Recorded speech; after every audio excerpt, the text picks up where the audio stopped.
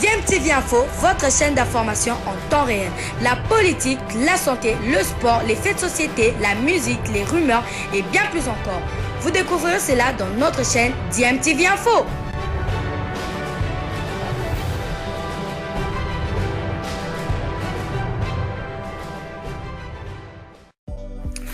Vous êtes sur DMTV, bonjour ou bonsoir, tout dépend de l'heure à laquelle vous nous suivez. Tout plaisir pour nous de vous retrouver et surtout de vous savoir nombreux en train de suivre votre chaîne DMTV. DMTV qui vous propose de l'actualité, mais vous propose également des analyses et des réflexions sur des sujets d'actualité, sur des faits sociaux ou tout simplement sur des réalités que nous observons chez nous en République démocratique du Congo. Alors, on va encore parler football une fois de plus, parce que le sujet très brûlant qui nous concerne, c'est les éliminatoires de la Coupe du Monde Qatar 2022. C'est la 5e et la 6e journée qui nous attend ce mois de novembre ici. On va commencer par le 11 novembre et ensuite le 14 novembre prochain. Et donc, voilà, je vais vous parler des deux binationaux qui sont très en forme, les deux binationaux. L'un joue déjà chez les Léopards de la RDC et l'autre, vraiment, il est déjà en contact avec Hector Raoul Cooper, le sélectionneur national.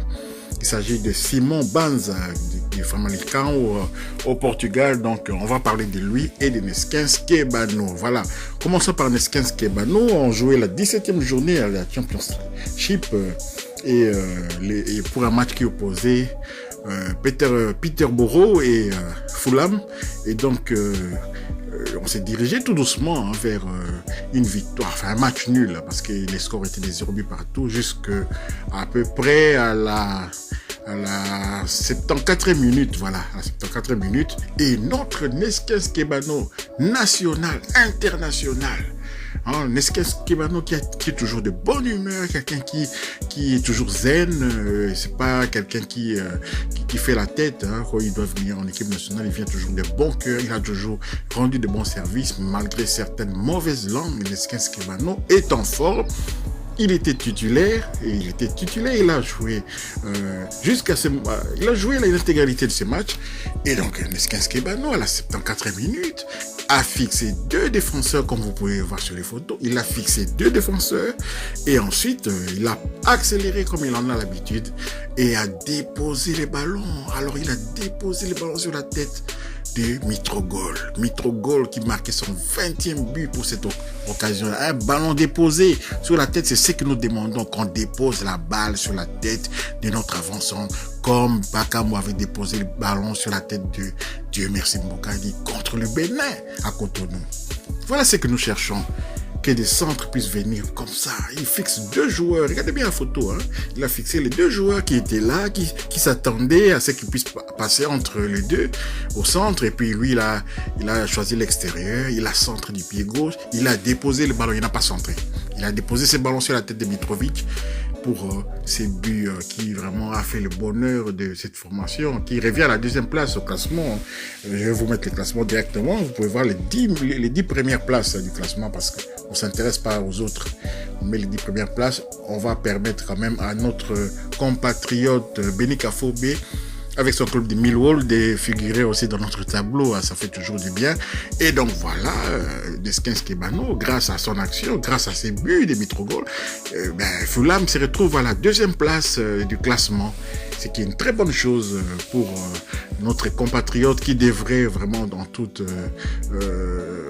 assurance, on en est presque certain, remonter en première ligue. C'est ce que mérite ce joueur parce que, vous savez, Mitrovic, c'était déjà Mitroglou, il est devenu Mitroglou au sein de la formation belge d'Anderlecht lorsqu'il était encore international espoir serbe. Il a été transféré à Newcastle ensemble avec Chancel Mbemba et donc Mitroglou, c'est un buteur. Maintenant, il est vraiment à l'âge de maturité. Il est maintenant indéboulonnable au sein de l'équipe nationale de Serbie. Et donc, Mitroglou, il a déjà marqué 20 buts. C'était son 20e but. Donc, je vous laisse un peu regarder, juste pendant 30 secondes, c'est cette action du but de Mitrovic après l'action d'éclat de Nesquens Kebano. Suivant.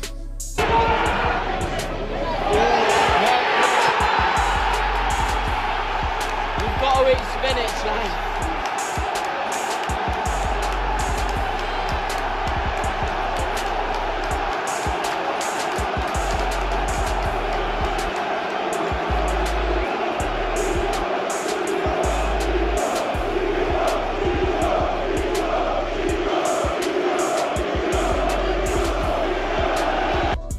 Donc vous avez vu, vous avez eu la confirmation, Neskens Kebano est très en forme. Neskens Kebano, lorsqu'il est en forme, il est titulaire. C'est comme ça que ça se passe. On le fait jouer quand il est au maximum de ses moyens. Ou alors quand il n'était pas au maximum de ses moyens. Mais toutefois, quand il entre en jeu, il apporte toujours un plus. Parce que Neskens Kebano, il sait sentir le but. Hein.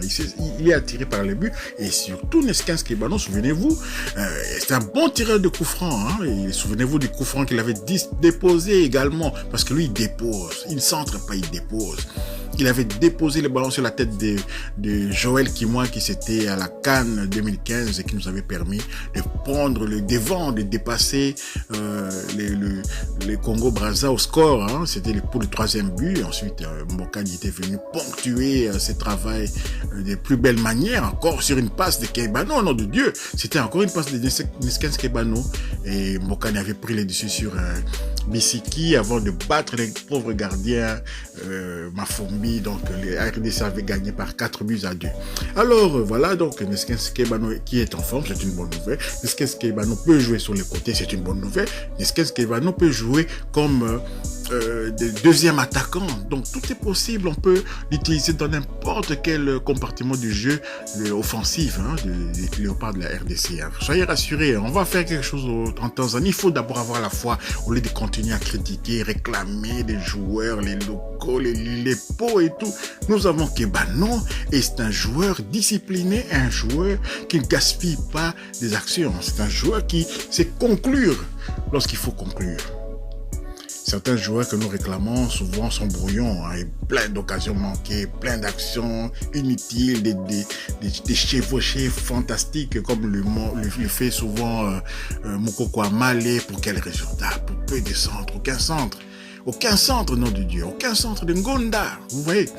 Donc on a besoin de joueurs qui utilisent vraiment au mieux leurs capacités, voilà. Mais on critique personne. Tout le monde peut marquer contre la Tanzanie. Tout le monde peut marquer. Même Kiasumba peut marquer. Donc voilà ce que je voulais dire pour le Neskens Kebano. Félicitations. Hein. C'était le samedi dernier donc qu'il a distillé cette passe à Mitrovic pour permettre à Fulham de s'imposer 0-1 sur le terrain de Peterborough. Alors, comme je le disais au sommaire de cette vidéo, maintenant on va parler aussi d'un autre binational congolais prêté par le Racing Club de Lens, le club portugais des Frères Malissao. Et il s'agit de Simon Banza. Simon Banza qui n'arrête plus de faire des doublés, il n'arrête plus de marquer. Où va-t-il s'arrêter? Il en est déjà à 9 buts, incroyable. On ne sait même plus parce que tenez, je vais vous lire un peu ce qui est marqué sur le site du club, hein, ce qui est un peu marqué. On va essayer de traduire un peu ce qui est marqué quand même. Alors le vendredi dernier, vendredi soir, Simon Banza a inscrit un doublé qui lui permet d'accéder au sommet du classement des buteurs de la Liga B-Win, le championnat portugais de première division. Un doublé ce vendredi, son 3e déjà depuis son arrivée au Portugal cet été. À 25 ans, Simon Banza réalise des débuts exceptionnels avec Frères Malissao, où il est prêté pour toute la saison en provenance du Racing Club de Lens. L'avant-centre franco-congolais a déjà inscrit 9 buts en autant de rencontres sous ses nouvelles couleurs et loge actuellement à la première place du classement des buteurs de la Liga B-Win avec 7 buts à égalité avec les 2 joueurs de Porto, Luis Diaz, l'international colombien, et Mehdi Taremi, l'international iranien. Vous vous rendez compte? C'est ce binational congolais qui est en tête des buteurs au Portugal. Alors que son équipe bat un peu de l'aile au classement, mais lui il est en tête. Il est arrivé, il est en tête. Et il ne joue pas seul, il n'est pas le seul Congolais, binational congolais. Dans cette formation, il y a aussi Charles Piquel. Vous connaissez bien Charles Piquel, qui était venu à Kinshasa pour alors un milieu de terrain. Voilà le milieu de terrain qu'il nous faut absolument rattraper, parce que là, on a commis une petite bourde avec cette histoire de passeport et tout. Peut-être qu'il est découragé éternellement, ce serait une mauvaise chose pour nous. On était sur le point de récupérer quand même une perle. Alors, il est indéboulonnable, notre Simon Banza. Et alors que l'entraîneur Ivo Vieira cherche encore à trouver l'alchimie parfaite entre ses jeunes talents et ses joueurs légèrement plus expérimentés, Simon Banza s'affirme chaque semaine comme un élément indéboulonnable de l'attaque du Fama. Point de fixation dans le jeu et redoutable finisseur dans la surface des réparations adverses, le natif de Creil a débuté les 9 des 10 rencontres de son équipe. Donc il n'y a qu'une rencontre où il n'était pas titulaire. Il a disputé depuis son arrivée. Sa seule absence, c'était un match de coupe de la Ligue perdu face au Sporting il y a 2 semaines. C'était le Sporting de Lisbonne quand même. C'est Sporting de Lisbonne, vous savez, c'était son joue à la Champions League. Il avait dû manquer après avoir écopé un carton rouge en fin de rencontre contre Santa Clara. Pas de quoi perturber les joueurs prêtés par les Racing Club de Lens, qui a donc inscrit un doublé ce vendredi. Le vendredi soir dernier, contre Boavista, à l'occasion de la 11e journée du championnat par 5 victoires, 5 buts à 2. Donc, vous vous rendez compte, Famalicão maintenant a une attaque de feu, hein, parce que quand tu marques 5 buts à Boavista, ce n'est pas n'importe qui. Voilà un peu ce qu'on voulait dire à propos de ces jeunes joueurs, hein, qui maintenant on va voir si Lens pourra les récupérer, parce que là, comme il pète le feu comme ça, peut-être que, je sais pas toutes les clauses qu'il y avait dans son contrat, mais bon, peut-être qu'il va rester là-bas, hein. Il a été élu homme du match à l'occasion de cette victoire 5 buts à 2. Et Simon Banza a évoqué sa satisfaction concernant sa nouvelle forme actuelle et sa contribution dans sa nouvelle équipe à l'issue de la rencontre. Voilà ce qu'il disait. Je m'étais fixé comme objectif de marquer le plus de buts possible et d'aider le club à gagner le maximum de matchs. Je suis très content de voir comment ça se passe, a-t-il déclaré en zone mixte, hein, tu vois, les interviews après le match. Avant d'ajouter qu'il était reconnaissant du soutien de son club et de ses supporters. Si l'attaquant parvient à maintenir ce niveau de forme sur l'ensemble de la saison, nul doute que le club de Famalicão cherchera à lever son option d'achat. Ah voilà, il y a option d'achat fixée au moment de la signature de son contrat de prêt, qui serait de 2 millions d'euros à peu près. Reste à savoir si l'actuel co-meilleur buteur du championnat portugais souhaiterait alors s'installer dans le nord du Portugal sur le long terme, ou retrouver l'excitant projet des Racing Club de Lens qui siège actuellement à la 2e place de la Ligue 1. Voilà, est-ce qu'il va vouloir rester là-bas, jouer dans un club moyen, ou bien il voudra revenir en France au Racing Club de Lens pour éventuellement jouer la Champions League avec les Lensois. Vous savez, au nord, c'est le Coran, mais la terre, c'est la terre des mineurs de fond. Dans le Racing Club de Lens, il y a plein de clubs comme ça en Europe, qui fondent leur philosophie à travers la sueur des mineurs de l'époque où les charbons, où on creusait encore dans les mines, hein, pour extraire les charbons et tout. C'est toute la région là du nord de la France, hein, Lille, le Tourcoing, et Lens en Belgique aussi, du côté de Charleroi, Mons, le Borinage et tout. Et aussi à Sedan, donc là c'est dans les Ardennes.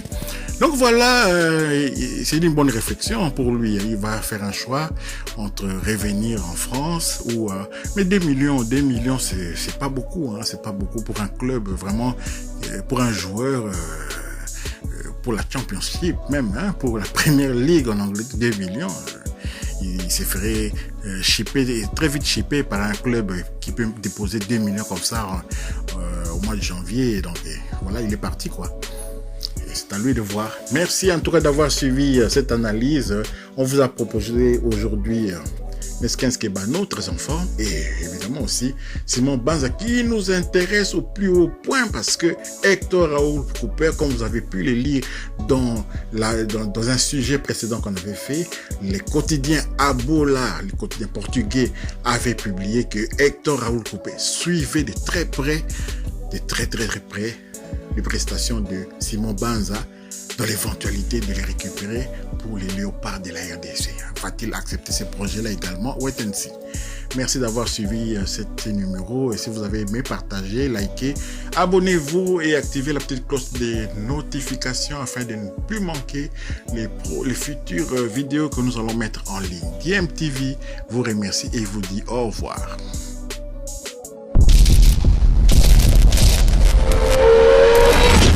Bilile le kamalo bana ebele.